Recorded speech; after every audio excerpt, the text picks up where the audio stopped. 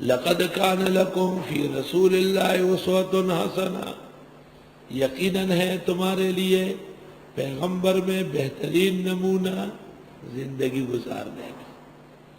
لمن کان یرجو اللہ والیوم الآخر، واسطے اس کے جو امید رکھتا ہو اللہ و آخرت کے دن کی، وذکر اللہ کثیرا، اور اللہ کو یاد کرتا ہو بہت۔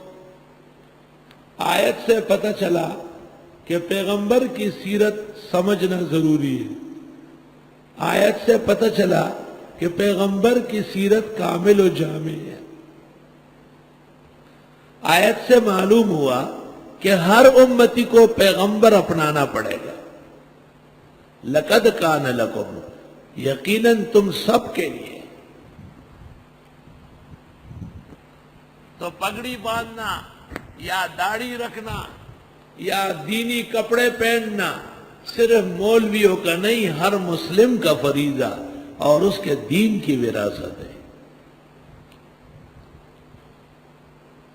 اس سے یہ پتہ بھی چلا کہ سیرت النبی یاد رکھنا، بیان کرنا دونوں واجب ہے، اور اس کے مطابق زندگی بنانا یہ بھی واجب ہے۔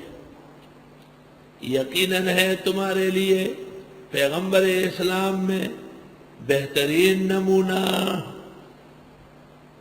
دائیں ہاتھ سے کھانا پینا بیٹھ کر بسم اللہ پڑھ کر اپنے سامنے بہترین کام ہے۔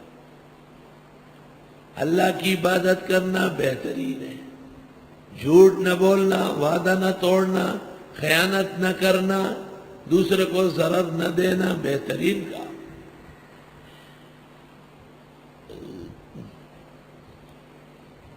یقیناً ہے تمہارے لیے اللہ کے رسول میں بہترین نمونہ۔ لمن کان یرجو اللہ والیوم الآخر، ہر اس کے لیے جو امید رکھتا ہو اللہ سے اور آخرت کے دن کی۔ یہاں یرجو یقین کے معنی میں ہے۔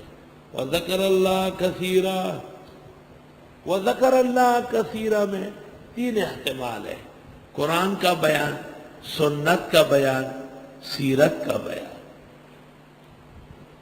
بعضوں نے سیرت کی جگہ فقہ کا بیان کہا ہے۔